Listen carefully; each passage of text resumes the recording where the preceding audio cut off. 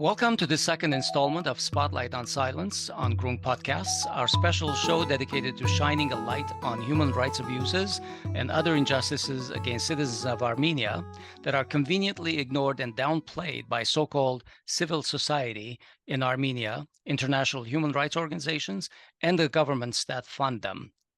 Before we take you to the show, and this show features human rights defender Rafael Ishkhanyan, let's mention a few things.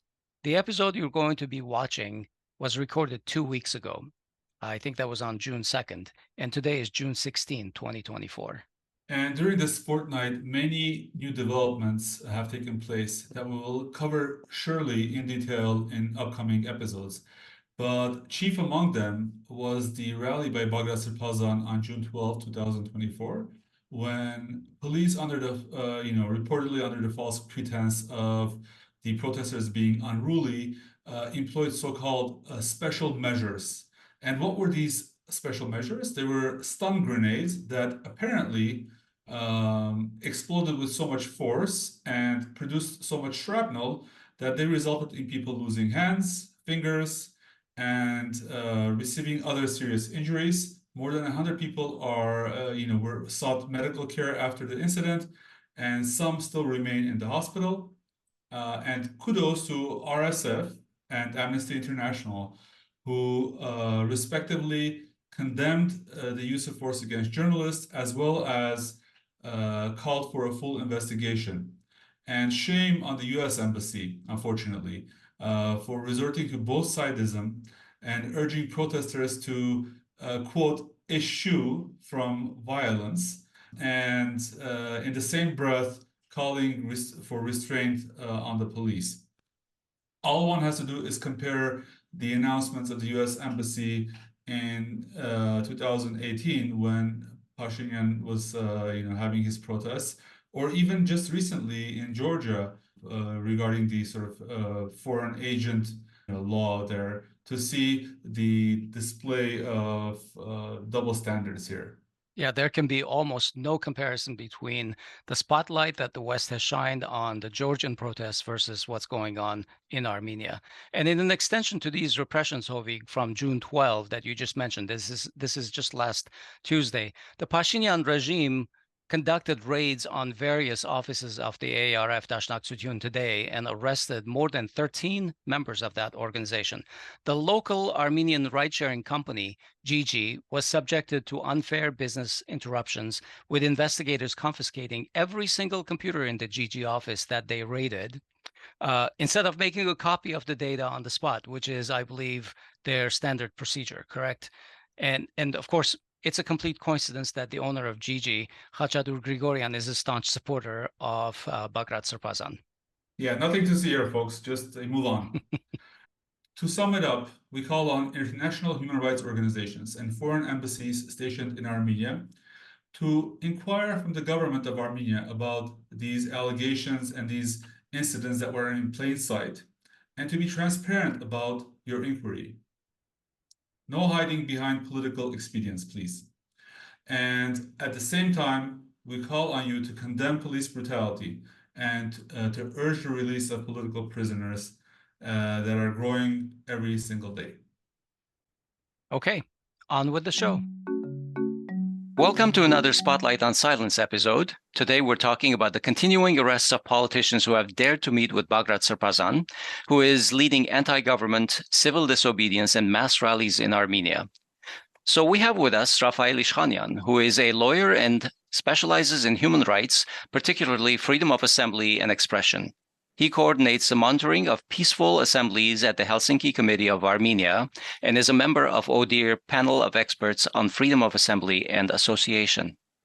In 2023, Rafael, with colleagues, co-founded the Armenian Center for Political Rights, a watchdog organization focusing on detecting, responding to, and preventing political persecution and safeguarding political rights. Hello, Rafael. Welcome back. Ողջույն, Rafael. Ողջույն. Thank you for having me. So during the recent anti-government protests in Armenia, hundreds have been arrested. And since we hear many terms used for these arrests, we thought we should talk about the various types of arrests and detentions and their specific uses. So Rafael, can you introduce us to the types of arrests available to law enforcement agencies in Armenia? I understand there are 4 types. So can you go over them? Yeah, basically, many people are using those the names interchangeably because, well, it's the so-called the legalistic confusion that it causes is because, first of all, there are 2 regimes. Let's say, yeah? In many countries, it's known that there are the misdemeanors or the felonies. So that somehow they differentiate between offenses based on their gravity, and in Armenia and I think in many post-Soviet countries, there's these 2 distinct regimes. One is called the administrative, in Armenian Varchakan, offenses, and the criminal ones. So they are basically the administrative ones are the ones that are of lower gravity. They are basically anything with the violation of the traffic rules to, let's say, some violations of the conduct of the assemblies can be also part of that. In this case, there are 2 types of, let's say, regimes of depriving from freedom. The first one in Armenian is berman, is basically means bringing. We use the word apprehension for some reason. We thought that would be like a good translation. I'm not sure about that. So this regime is for if someone has done an offense, administrative offense, so a low gravity offense, not very severe one, then the police has to compile some protocols. Then later there should be some administrative process of that to see if they would be fined or, let's say, deprived of their vehicle license or whatever. So this regime allows to bring a person to police department and to fill in the paperwork, basically. And just to clarify, you're talking about Berman Yentarkel, and in English this is apprehension. Well, this is the term that we used a lot because, so while the use came, actually, this is, now we come to the protest, to the peaceful assemblies. Well, there was times, some 9-10 years ago, I remember that when there were protests, the electric Yerevan, the more the others about the prices of the transport, and so many, wherever the protesters being deprived of their liberty, taken to the police departments.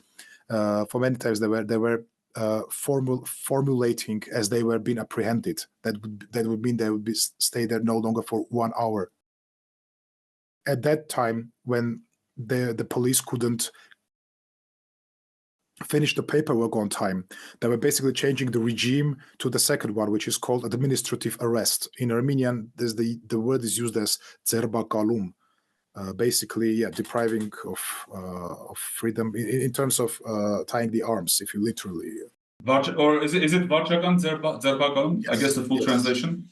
There are some legalistic differences but the thing is that this regime allows to keep a person in the custody for not more than 3 hours.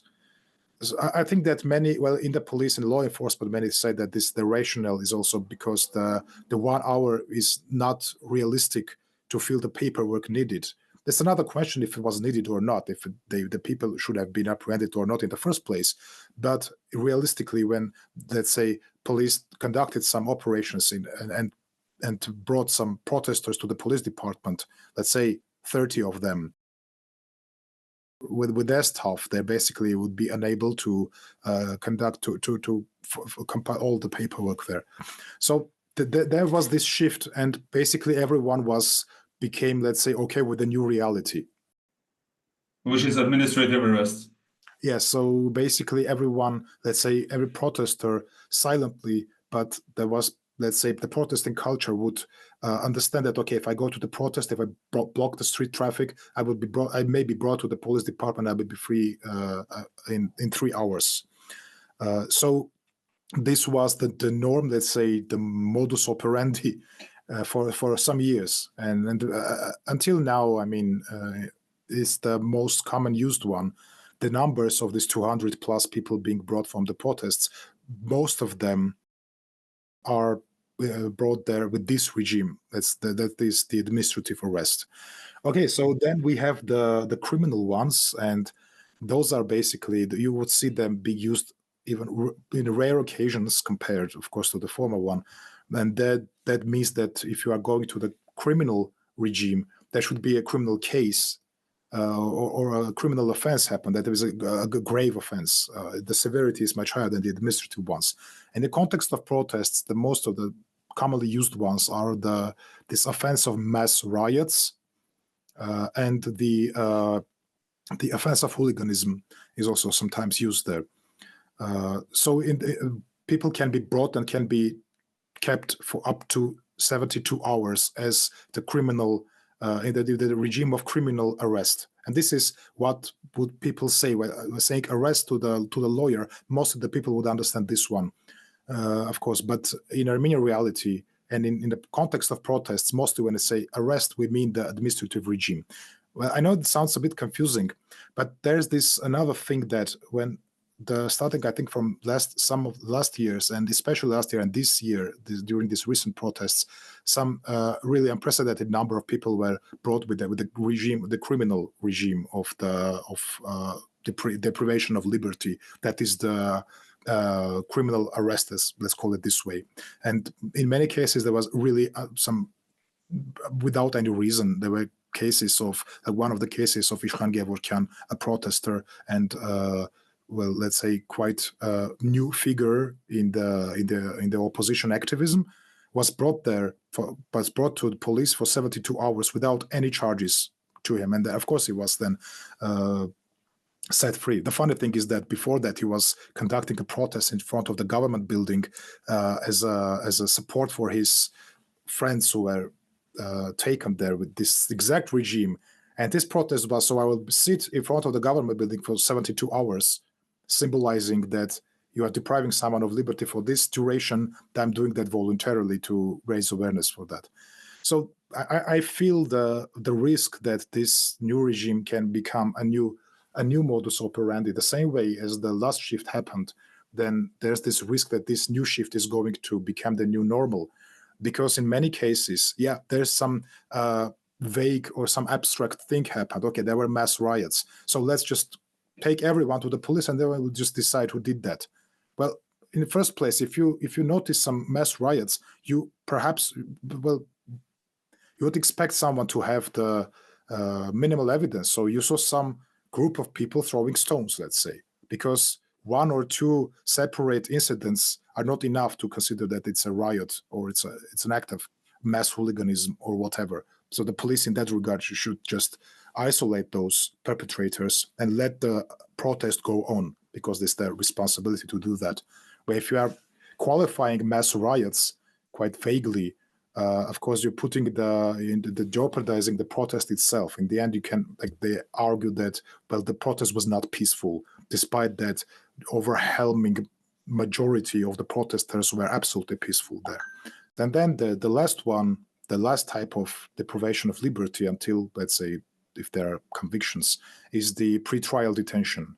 So when we're using the term detention, that means that someone has been presented with charges, with criminal charges, that there's a criminal case against him or her, and the judge can, well, if there's this injunction from the prosecutor or from the investigator to keep some person under custody, because there's a risk that they may flee, they may try to interfere, or they may obstruct the due process. But basically, that's the rationale behind it.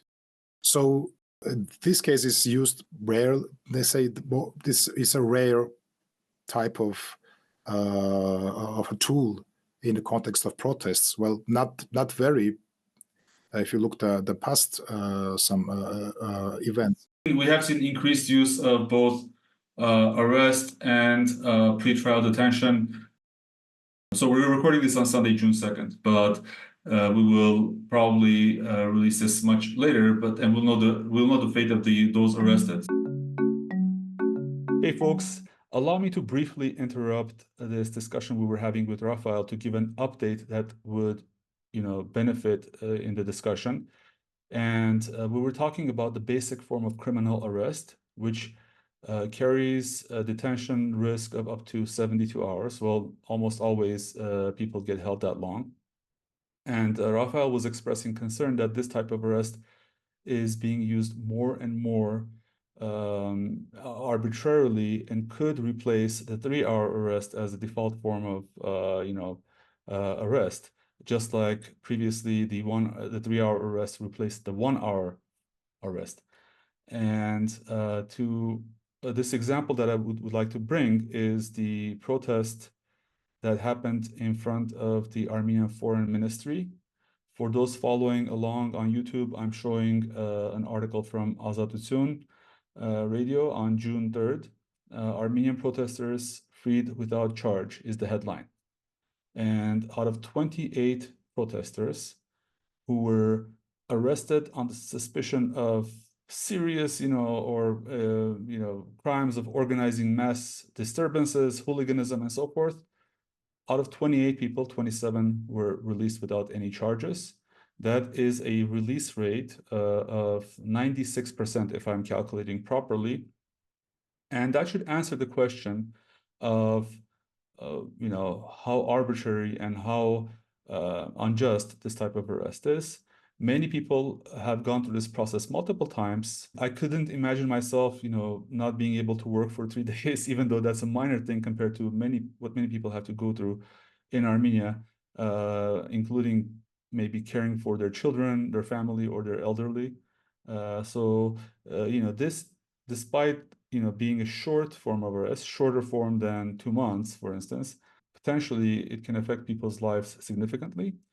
So I hope those of you who are concerned about human rights in Armenia are following this, because we fear that as the protest movements increase against the Pashinyan regime, this type of arrest will be used even more frequently and even more arbitrarily. All right. Sorry for the interruption, and I hope that this was useful. And let's go back to the show. If they are held for longer than that, then automatically the prosecutors or whoever is bringing that case to the court must apply for, I guess, pretrial detention. Is that correct? Yeah, they should bring charges towards this person, that there's some specific charges of criminal offense, and then the only measure is not a detention. This is the home arrest. There is the so-called administrative control thing, which is very vaguely been interpreted recently. There are many types. The detention is the most severe type of that. That means that no other way can work out that this person wouldn't try to evade the justice. I have a quick question about pretrial detention. It is for 2 months, up to 2 months, that they can detain you, but it can also be renewed as many times as needed. I want to ask, what is the rigor that's applied to as often as needed? Who decides that something is needed to be extended? There are more regulations to that, but yes, basically when the pretrial period is still ongoing, so the person can be put under detention for 2 months and then can be renewed, which is when let's say the police or the prosecutor says that, well, there's still risk that they may obstruct the course of the investigation. Sometimes this is used very vaguely without specifying any special circumstance. Let's just bring the example that we talked during the last podcast of the case of the podcasters Vazgen Saghatelyan and Narek Samsonyan. Yeah. So okay, they were arrested initially for something that, as we discussed, something that is decriminalized already. So it's not a crime. It's just being rebranded, let's say, as a hooliganism, which is basically the same crime of the insults, the grave insults, which has been decriminalized. So there's no crime there. But still, let's think about if there was anything that they did. So if you put them in the detention, that means there's the risk that they will evade, but still you have a lot of types of control of their movement and everything, and they may obstruct the investigation. How come? How can they do that? I mean, thinking about the podcasters without any political, let's say, power or financial power, that means they may bribe the investigators, or they may put some intense pressure on the judge that the judge would be somehow not that fair. Or this is not the isolated case.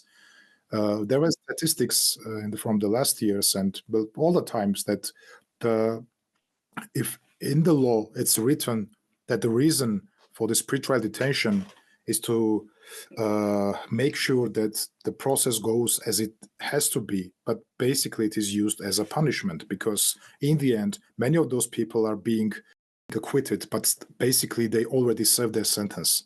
That's what the situation comes.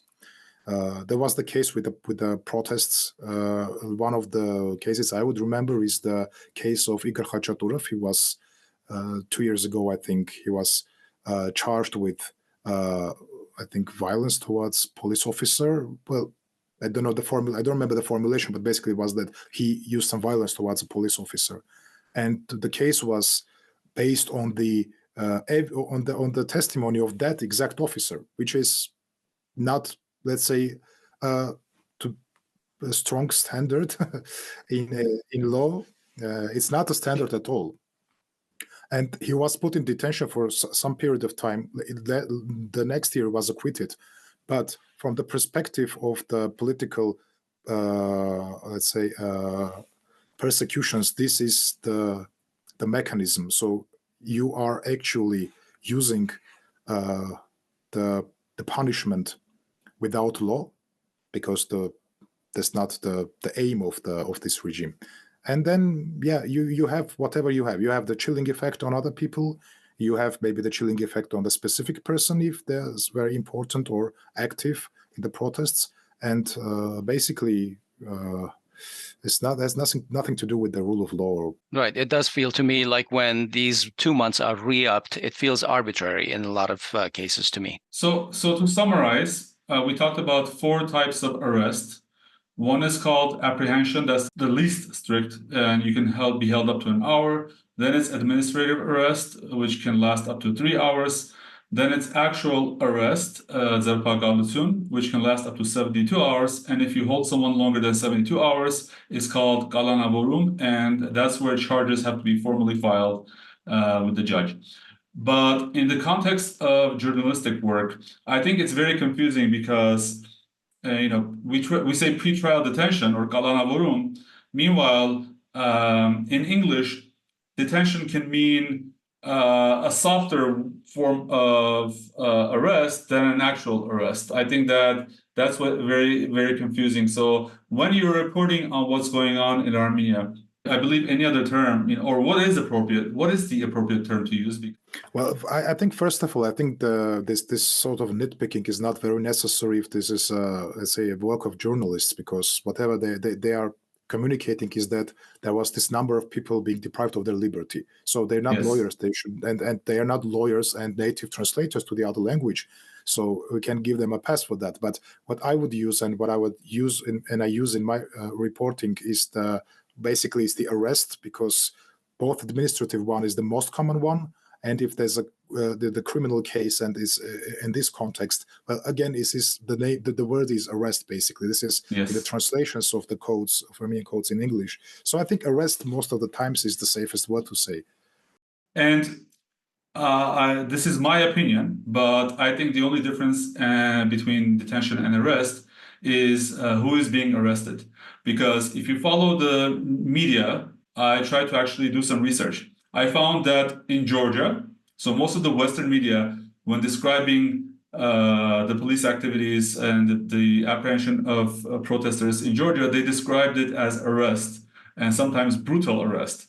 Meanwhile, the activities in Armenia, they described it as detention.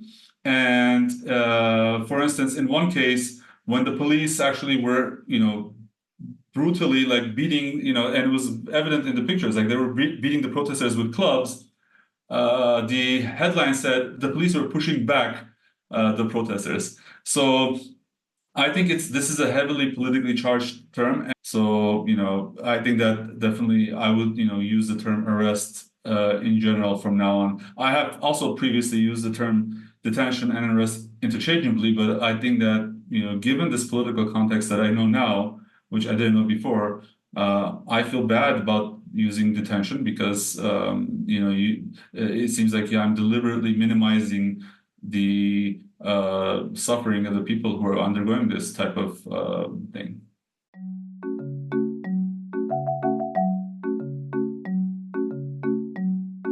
Hovik, let's just take a moment here. We'd like to remind our listeners to go to our donate page, podcasts.grung.org/donate, or just go to podcasts.grung.org, and there's a donate link there, and consider buying us a coffee, or better yet, become a sustaining member of Grung through our Patreon link and give us monthly. There aren't that many shows like us who digest Armenian news weekly and bring you interesting discussions relevant to it in English language and in a regular manner. We have always operated as a labor of love, and we're not only nonprofit, but we're also non-budget, unfortunately. So we rely on listeners like you to help us. Just 2 to 3 friends who have committed our life's time and effort to understand the world around Armenians and Armenia and sharing that understanding with you. So we will continue to do our work as we always have, but your support will help us expand our reach to more people who are interested in Armenian affairs around the world. So please visit our donate page. Again, podcasts.grung.org/donate and consider supporting us. Thank you in advance. We appreciate your listening to us, and we take that trust and your support very seriously. Thank you. So Bagrat Sarpazan's movement started 2 months ago. It started in Tavush, and then the movement quickly shifted to Yerevan, especially as the regime blocked the ability for people to assemble in Kirans in Tavush. What violations has your group registered in the past 2 months regarding this? Yeah, I think going with details would be just a topic of a very long podcast, but briefly, let's look into it from the very beginning. And when it came to Yerevan, somehow, of course, the logic changed a bit. In Tavush, I think I have to start with the thing that in Armenian reality, most of the protests, the lion's share, always are happening in Yerevan, even if the issue is connected, let's say, solely to some issues happening in regions. The Yerevan has been the venue to raise the question for basically anything. Yes, and because all the state institutions are here, and if you want to be heard, you have to go there. So in that regard, I think first of all we can think that there's this lack of both. That may be a lack of culture and a lack of skills from the side of the law enforcement while policing assemblies away from Yerevan. This incidents, the blocking of the people going there. Well, yeah, I mean, there's the police and the state apparatus is trying to formulate that there's the special regime of the border, and but in reality they are referring to sometimes to the unrelated regulations. But yes, there is this kind of regime. There's the law on that, but the applicability of this law is very questionable. If you look into that, it says like, if there's this area of near the border for 5 kilometers, the alcoholic drinks are prohibited there. But where there's just the obstruction of the people going there, what was actually happening. So when you are using some part of the law, because let's look up what we have, how we can substantiate the blockade. So coming up with something that is not necessarily applicable there. Well, not in the full, let's say, scale as they are putting it. But apart from that, I think to me, in the first stage, the most severe and most the worst incidents were the incident with the Yerkrapah Miutsun, so I would call it the state keepers. Yeah, I don't know. Maybe there's a better translation in English. So basically, this is a not governmental. Right. We'll call him the Yerkrapah. Yes, yeah. the Yerkrapah.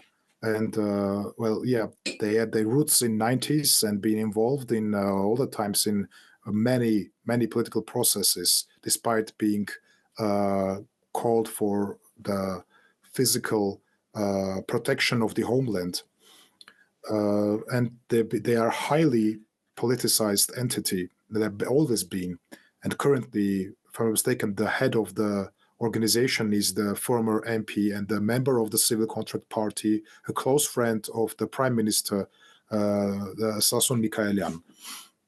So why I'm bringing this up? Because the incident that happened with their car of Yegrap's off-road car, which basically rammed the protesters twice, and there was this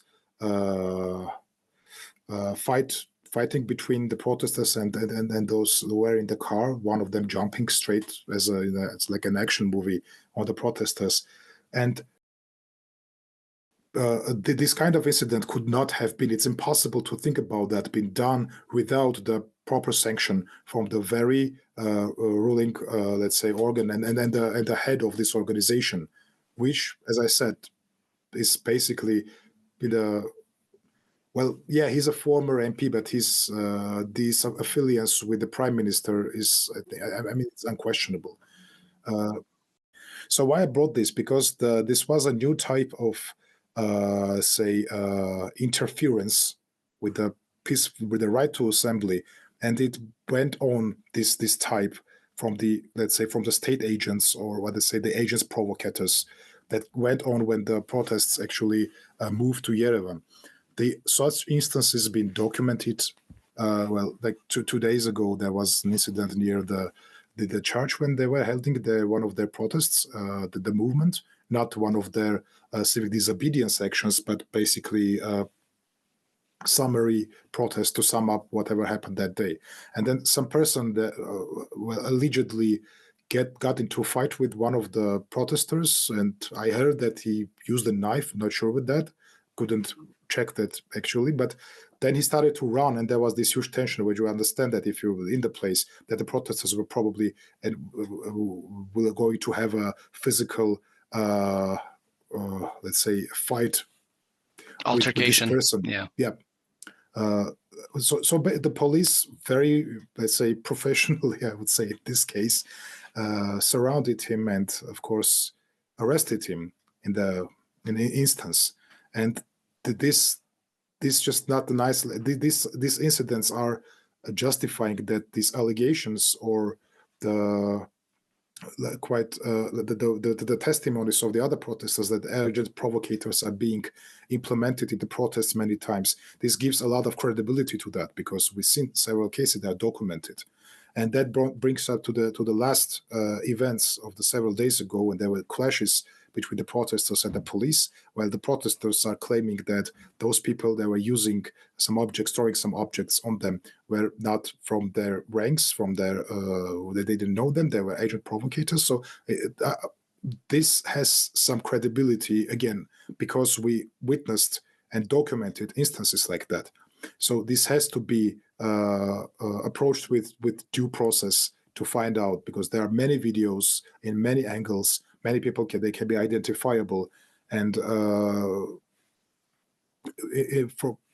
instead of that, what we are seeing is that dozens are being arrested in this time in the criminal regime, and they are now would be there for the 72 hours, I think. And this becomes the new modus operandi, which I think is very risky. Rafael, a little bit earlier, you mentioned a suspicion that there could be a lack of training on the part of the law enforcement agent. But we know that these red berets, the black berets, the law enforcement in general, are highly paid and highly trained professionals at this point, with the partnership of the US and the EU. They have been doing a lot of training. What do they get trained in? They're very capable in crowd control, but how could they be lacking in the law and the process for detaining properly? So let's start from let's say this bad kids in the class. So the red berets are now in everyone's agenda, but actually there are two kinds of red berets. Again, some confusing local thing is that there's this one, the most famous one is a unit within the Yerevan police, which before this restructuring the ministry was a special 3rd battalion of the patrol service.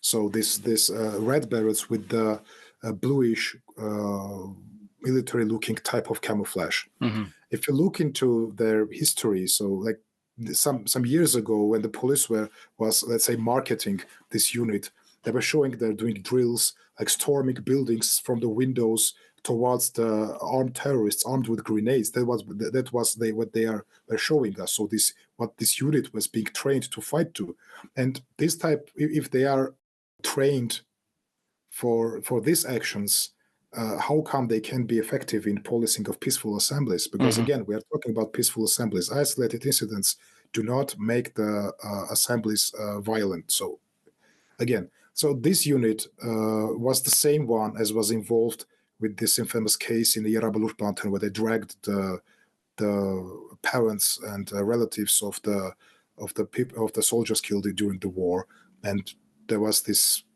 outrage and demand of resignation of the police chief. So instead of that, he was appointed as the Minister of Internal Affairs. And a different occasion last year, they the camera shot this moment that when 4 of those Berets were beating Levon Kocharian, the son of former president, in the police car.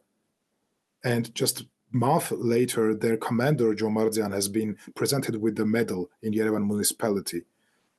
So this unit, I mean, the impunity in the police, we talked about that a lot, and there's much to it, but especially this unit, they're not only being, we can say, not only being under the impunity, they're also being praised, actively praised for that. That's how we can interpret the actual events. If it's not appraisal for their actions, I don't know what it is.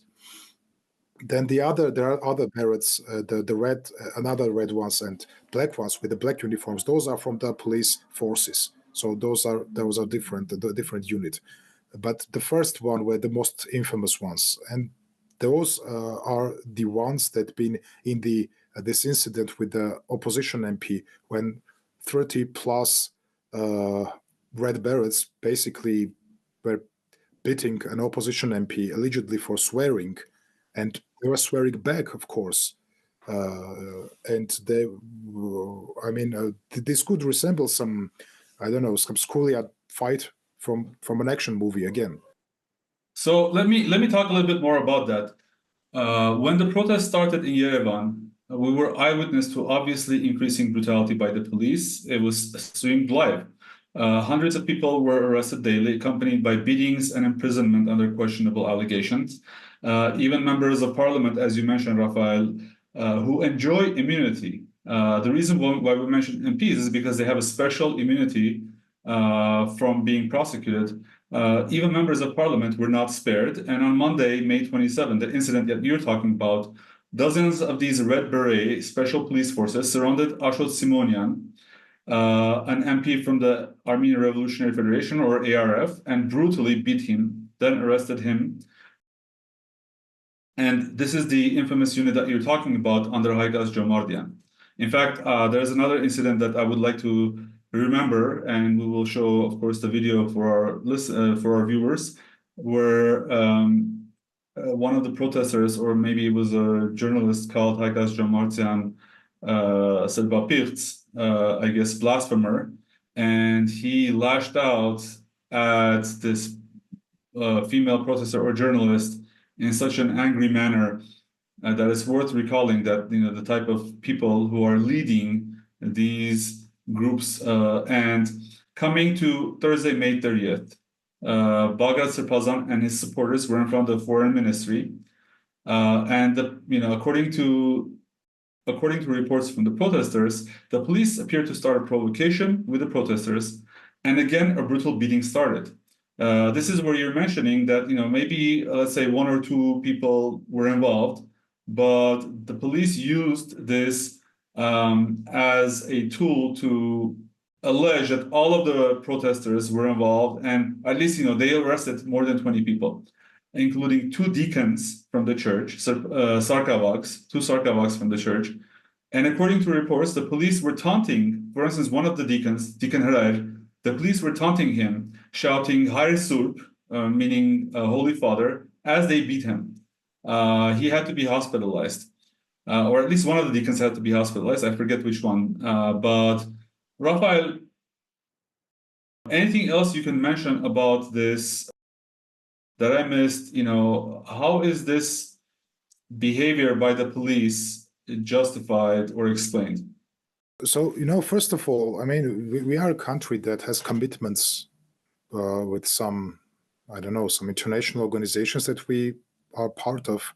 And one of the commitments is that if there is a use of force from the police, any use of force should automatically bring to the proper examination, verification, if it was done properly. So why I'm putting this, because recently there's this talk that, after the incident already, I think 5 days already passed, and we still don't know which police officers were charged with crimes, because it's an obvious crime. There may be a debate what type. Is this a torture because it has elements to it, or it is something different? But still, there is a crime when 30 plus officers are encircling and brutally beating a person with constitutional immunity. So, and until this moment, I read in the news that the investigative committee said that they received a statement on a crime recently, the day before, I think, and that's it. I mean, they would probe it and will decide if they will initiate a criminal case or not. But as I said, this process should be automatical. This is the commitments that our country been signed to. So the committee should not have been waited for that. No law enforcement unit should be waited until there's this pressure from journalists, from civil society, from, international organizations. And we are coming to the point where even that doesn't help. Those people were shot under the video. Their faces are clearly identifiable. This unit is not a very big one. This is just one battalion. And identifying all and each of them, and with how many times they bit with, or kicked or punched, is a matter of hours, if not minutes, for those who are familiar with this personnel, and there are many. But still, what I was saying is that just absolutely nothing has been done. They said one was suspended. One police officer was suspended. What is that? So when they asked the head of the police, Aram Ovanesyan, about this, well, he said, well, is it normal that someone is insulting you, or I guess using vulgar language? And it's not clear who started using the vulgar language first. But let me ask you, Rafael, under Armenian law, if someone uses vulgar language to insult the police, is it legal for them to beat you for that? Well, beating is illegal in any circumstances. So basically, the police, when they're using force, there are strict rules for that. And punching person in the face, it's not one of them. First, okay. Let's start from the beginning. You mentioned that's a great quotation, because with this remarks, the chief of police, as I would interpret that, basically acquitted the actions of the police, saying that, well, what would you do if you had been, let's say, cussed the same way as the police were? So with this remark, he's basically accepting the blaming that the police did this action, this incident happened as a punishment for alleged profanity or whatever. But and after this moment, when you are, imagine from different point of view, for a police officer who, of course, everyone heard about this case, especially in the police, that if you beat opposition MP, if they are using swear words, so it's not only that you won't be charged criminally, you'll be praised by the chief of police. So, and I'm really scared. I'm really afraid to where we can go from this moment. So this is the same police that's trained by the United States government. They were actually doing another training this week in Armenia, I believe related to counter narcotics. But what's interesting is that the following day, on Friday, there were photo ops with Ambassador Quinn, and all of them enjoying each other's company. The U.S. Embassy made no announcements. They did not condemn these events, and in fact, by participating in these photo ops, by being in the company of Aram Hovhannisyan, the same guy who justified beating an MP or just beating any human being, they are essentially, are they condoning this? What is the, I guess, the optics of this doesn't look great, at least. Yeah, it certainly doesn't look great, to say the least. Well, we so we actually issued a statement on that in details, and why those red berets are they are incompatible with policing of peaceful protests, and we were providing our statements and reports with all the embassies, including the U.S. embassy. Well, I really hope that they would look into the case, and of course, even if if it's not done on purpose, well, I'll go into the these conspiracies, but you have a lot of resource and you are monitoring the events, and even if you were not, let's say, posting that pictures as a as some sign, as some political gesture, this is how it will be interpreted from many circles. So I think there's also the issue of their reputation. When you have there's this undenying evidence of extreme police brutality and complete disregard of constitutional regulations and everything, and you have to be, at least for some temporal manner, you have to be somehow be a bit more sensible to that. Well, yeah, I don't know what to say. Well, suffice it to say that we've seen examples where the U.S. government has used any opportunity like this for political expediency and condemned it. At the minimum, I believe we would expect for there to be an announcement from the U.S. government, but it seems like all we're seeing is continued appeasement of this government. Moving on. So today, during his rally, so today is Sunday, June 2nd. As you say, Bagrat Sirpazan holds daily summary meetings where he summarizes the activities of the day, and in this case, activities of the week. During this meeting, prominent lawyer Ruben Melikyan said that the police were trying to find false pretenses under which they would impound vehicles of protesters. So if you blocked streets, or if the police, found a vehicle belonging to a protester, they would impound them. What's interesting is that Ruben Melikyan alleged that the police would try to find recently reported crimes where the vehicle description may have matched one of the protesters' cars, in order to illegally hold the car, and essentially, maybe as punishment, maybe to deprive the protester from using their car for future civil disobedience. Have you noticed this practice as well during your observations, Rafael? Or what can you comment on this? Yeah, I heard about that, and many lawyers actually, some lawyers actually voiced about that in the first days when the movement came to Yerevan, that basically the police were denying the giving the keys, the cars back without absolutely any legal reasoning behind that. But yeah, we have to look a bit more into that. I mean, there is some pattern, and they may be, because whenever you see with the informal sanctions being used on protests, they are becoming more and more creative with every year, and this is not surprising. I mean, this is absolutely credible to me. This is not the only, actually, this so-called unlawful sanctions that the government is coming up with.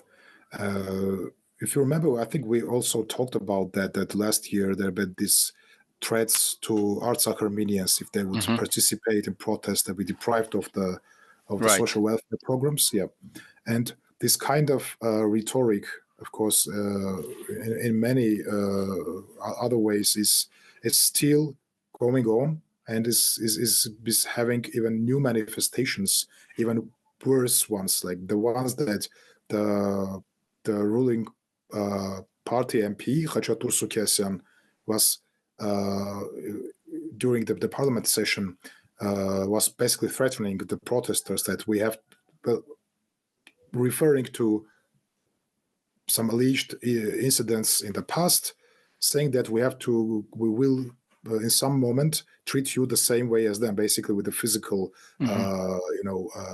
threats to them. Rafael, let me interrupt you, and I think you're being too kind to Khachatur Sukyasyan, whose street name is Garzo. He basically said that when he reminded people of the past, let me tell you what he reminded. He said, let me remind you what happened to people in the past. People either risked losing their freedom or even their lives. And you may also face the same things if you continue. So he was basically threatening people with death. That's my interpretation, at least. Or beatings. Or beatings. We have had parliamentarians, I think it's important to mention, Artur Hovhannisyan, who threatened to cut the ears and tongues of anyone who criticized the revolution. I think that we need to recall these things because it's too easy to give a free pass to many of these people. But over the past month, 3 mayors of Artsakh towns and cities were arrested soon after they met with Bagrat Sarpazan, following which they signaled their support for the protesters in Yerevan and around Armenia, who are demanding Pashinyan's resignation at this point.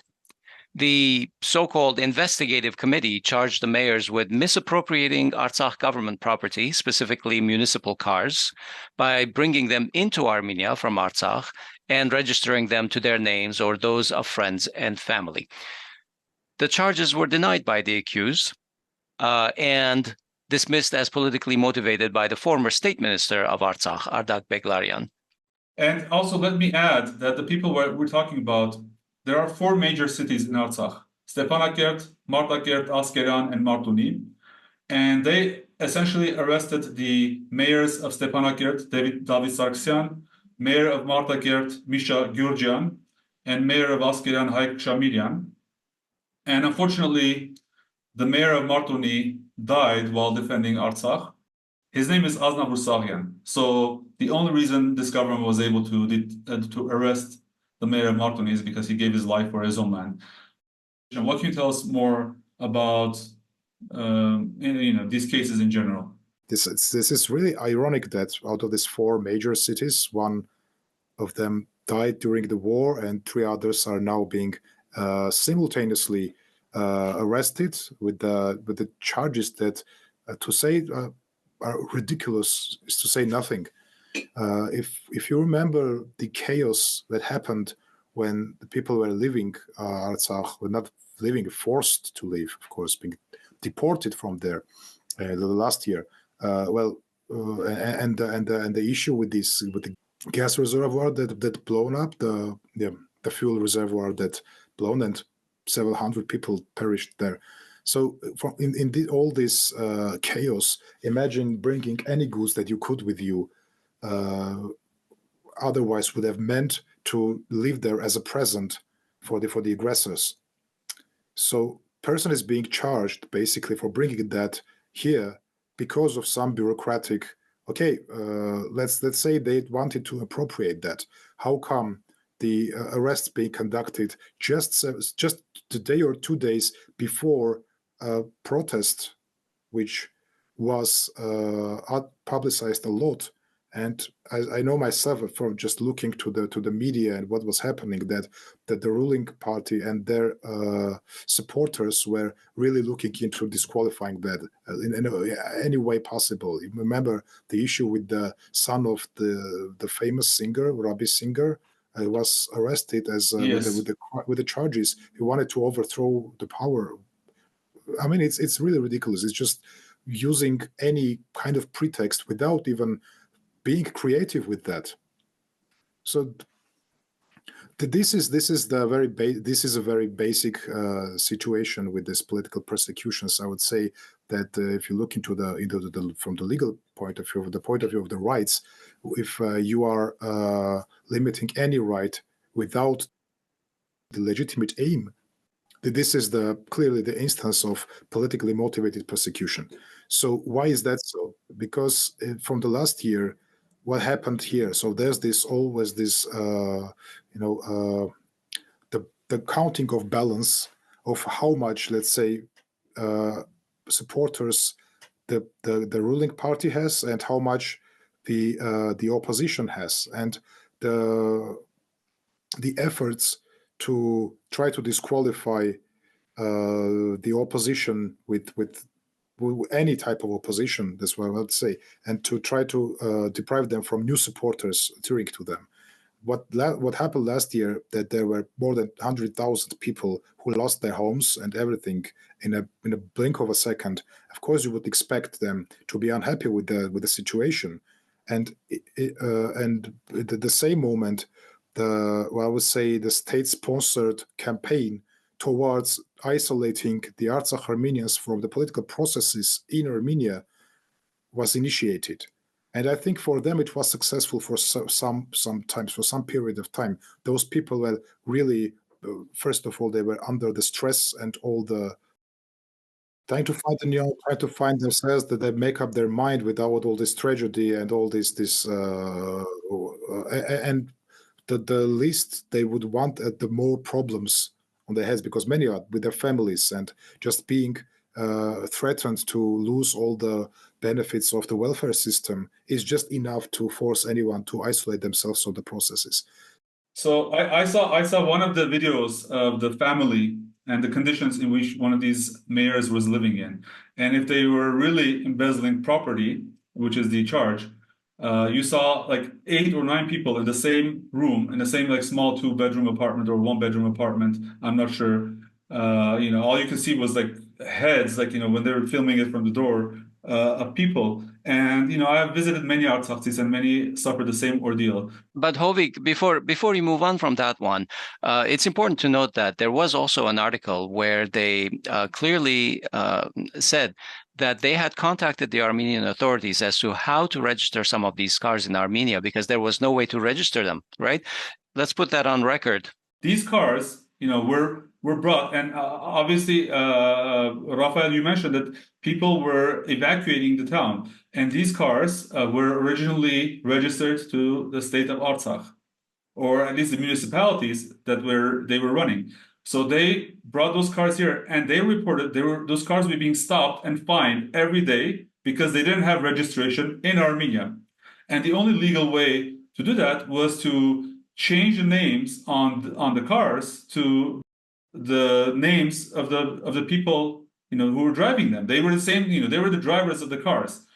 So it's funny because this government does not recognize Artsakh as part of Armenia. This government recognizes Artsakh as part of Azerbaijan. It brings me shame to repeat that, but it needs to be said. But now they're being charged with embezzlement, which implies state property, implies someone else's property. So I'm going to ask you again. So these people were forced to change the registration on these cars, so they would have to avoid being fined, and now they're in jail. Can I ask whose property was being embezzled? What can you say on that aspect?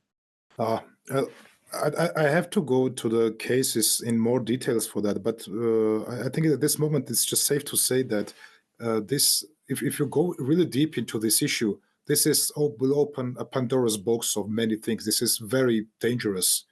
The situation with the seizing of existence of a political unit of a country, unrecognized country, doesn't matter, and trying to give that some legalistic formulations for sake of course, of the political expedience, that is the first place. But this opens the Pandora's box towards many other things. What about the criminal cases that were ongoing there of the residents of Artsakh in that case, and now they are here? What about I don't want to really go into details because it's really dangerous for that. For this moment, for now, it's just we have to look into the situation. Yeah, as I said, initially these people, of course, were frightened with all these threats and everything, and were isolated themselves from the political processes. And how you would imagine the people from that communities, from the towns, living in Armenia and trying to keep the communication, the relations with each other. Of course, the mayors and the former mayors, it doesn't matter, they would be the key figures in that. So those are the persons who have the, let's say, the ability to mobilize them. Yes. And when I say now the mobilize, they will say, oh yeah, okay, they will use some pressure as a having someone with the power. No, it's not power anymore. They are just hubs at this moment for people, because those who knew that there was a municipality in their hometown, now the town is gone. But if you want some, if you have some issues or you have some advice, of course, you don't know many people here. You would go to the mayors, and their opinions will really matter for you. If those people will decide to go to make part of the protests of some political movement, this will drag others with them. This is political freedom. Of course, they should be this way. And then you are arresting them with really ridiculous charges. And I don't think that there will be any rational someone can come up with a narration that's not done just for the sole purpose, just to try to isolate Artsakh Armenians from the political processes and protests again, as I did last year. We should note the irony of 8 of Artsakh's top leaders being jailed by Aliyev in Baku and the rest being jailed by Pashinyan in Yerevan. But for the sake of time, I'd like to move us. Let's focus on the arrest of journalists. And we'll take the 2 cases that we talked about last time. That's Narek Samsonyan and Vazgen Saghatelyan. Back in March, the investigative committee, that group again, gave Vazgen Saghatelyan and Narek Samsonyan, the co-hosts of the anti-government Imnemanimi podcast, 2-month pre-trial detention on charges of hooliganism. If you recall, the police stormed Samsonyan's residence early one morning, and Narek was slammed down face first into the ground, and they treated him very roughly. He did not resist arrest. He was not armed, and the guy is just a journalist, but that's the treatment he got. The arrest and brutality were condemned by the EFJ, the European Federation of Journalists. And, I think that Saghatelyan got off a little easy. His arrest was not as violent. Let's call him lucky. It's been 2 months since those arrests. Can you give us a little update on the status of these 2 gentlemen? I really struggle with what I'm going to say at this moment because, they were set free physically with another measure of restraint, which is the so-called administrative control measure, basically being deprived of. I think the formulation is really self-explanatory in types of programs or podcasts like the Imnemnimi. And just we can stop for a moment here, because it comes to the point that we are being glad that they are the people who are imprisoned without legal basis, because again, reminder, there is no such crime as insulting someone. This is decriminalized twice in Armenia. It's decriminalized. So whatever they are, the pretext is just a pretext. This hooliganism, online hooliganism, or whatever. So we came to the point that we are glad that people who being charged without grounds are being fed and being deprived of the political voice. That's what I would call it, because after this new measure, I think yesterday the prosecutor asked the judge to reverse the decision, so to put them in jail again, because they violated this the rules, and the rules were violated in quotes, obviously. Yeah. And it comes to the point that so the violation would have been that if they would have any political speech, that would be considered as violation. So basically, they've been told that, okay, you can go now, but you should be isolated from any political speech or whatever. So this is a type of intervention, I would say, of freedom of expression that I don't know. I never heard of that. This is really creative in some ways, but again, we are being glad because we came to this point that we have to be glad with that. This is absurd.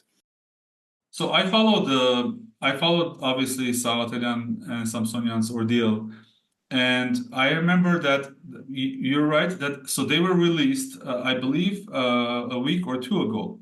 They were released under numerous conditions. One of them was that they could no longer host their own podcast or appear on their own podcast as guests. But I remember watching that session in the court, and Samsonyan said, "Well, can I go live?" And the judge said yes. And we can't, the judge said, "I can't restrict your entire speech. So, if you want to go live, then go live." And I believe what happened was both Samsonyan and Saghatelyan did have a live broadcast solo without like sort of this podcast format. He said that he was going to avoid using any vulgarities because he doesn't want to aggravate his case. I should add that the lives were also published on the antifake.am YouTube channel, which is the YouTube channel that it publishes the Imnemini podcast. We will put those links in the show. Of course. And so just yesterday, you're mentioning that the prosecutors or this investigative committee or whatever that is, appealed to the judge, alleging that they violated their conditions. I think I want to go back to this aspect where you keep saying that the insults are being rebranded as hooliganism. I want to really go a little bit into that because the Pashinyan government is the first government, after many years when Armenia tried to decriminalize speech, decriminalize insults. And that was achieved during, I believe, either late towards Robert Kocharian or early during Sir Sarkisyan's regime. But the work was decades-long work. In 2021, this government, Pashinyan's government, briefly criminalized insults. And they criminalized insults against not normal people. They criminalized insults against leadership. So normal people weren't protected, but leadership, who enjoys special powers, was protected. And what's important in that is when they charged Saghatelyan and Samsonyan, the prosecutors specifically mentioned the use of vulgarities as a definition of hooliganism, or as one of the acts that was part of this hooliganism. Is that what you're mentioning as the rebranding of insults as hooliganism? Is that what you're talking about? Okay, I can give a brief crash course, let's say. So in 2003, there was the new crime was written in the criminal code was the insults. So basically, insults were criminalized at that moment, and actually one of the people that went through the charges was Nikol Pashinyan himself. I think there were even two cases of that. So it was highly criticized from civil society, from the international organizations, and in 2010 it was decriminalized. So the decriminalization basically went it was a transition. So it was transition to the civil law. That means if you are being insulted or libeled, you have the right to go to the civil court to sue the person and then demand compensation for that, and of course to force them to say publicly they're sorry about the words, to apologize. So and this has a long history of use. Even the civil is the civil way of suing for insults and libels was criticized because the critics at that moment would think so now they're giving a tool against the journalism and everything, so they would be overwhelmed with these lawsuits and fines to have to pay without being imprisoned, of course, but still. Well, in 2022, when the current ruling party, they criminalized the grave insults. So what they put there was the grave insults because the insults were already the matter of civil procedure. So they couldn't come up with the same one that was decriminalized back then. Basically the same, but presumably for the graver words, not for anything that can be insult for anyone. And of course, again, there was this huge pressure on the from both internal, domestic, and international. I would say mostly because of international pressure. I think that it has short-lived, And I think briefly in a year or maybe a bit more or less, it was decriminalized again. So, okay, now we be back to the situation pre-2022 when if you are being insulted, if someone is insulted, the procedure is go to the civil court, file a suit against the person, demand apology, and you can demand a compensation amounts of some sum of money.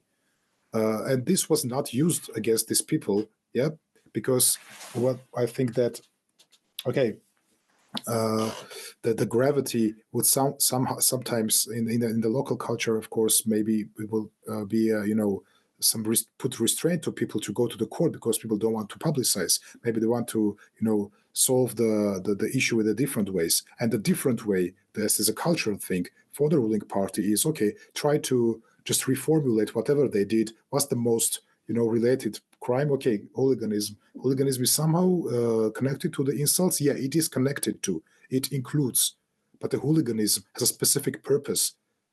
It's aimed towards the society, the societal norms, let's say, the morality or anything. So the perpetrator, allegedly, they have this total disrespect towards society, and that's their aim. They want to express that.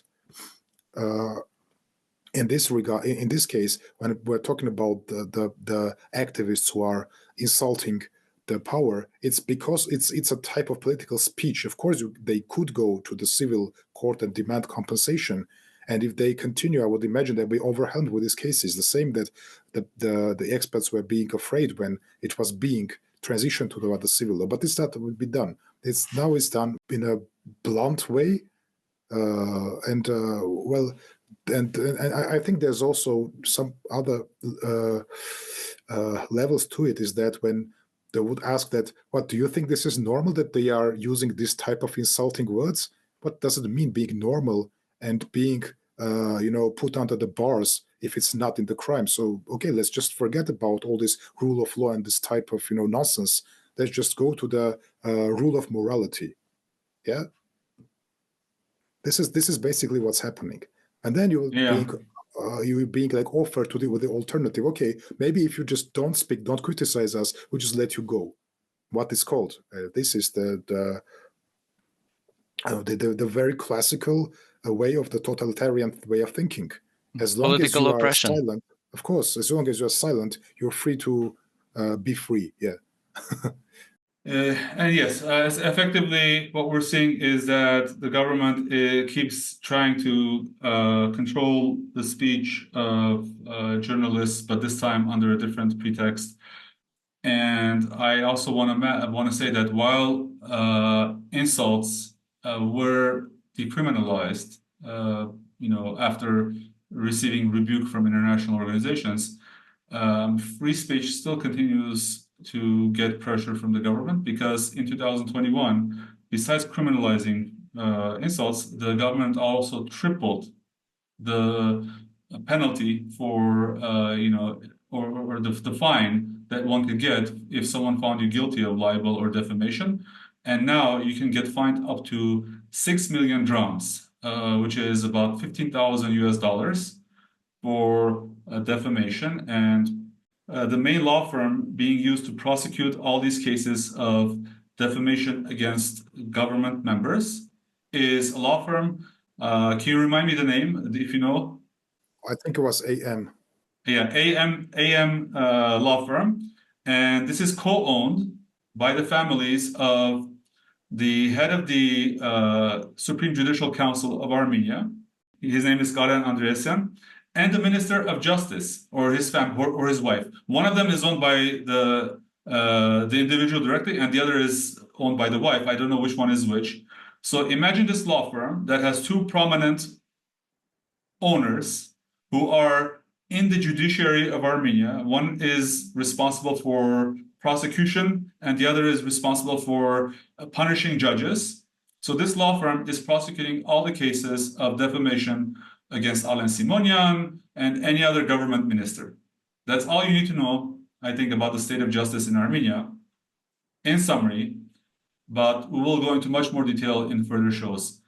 Thank you, Rafael, for coming to our show, and we hope to have you again to discuss many more cases that we haven't been able to so far because of time.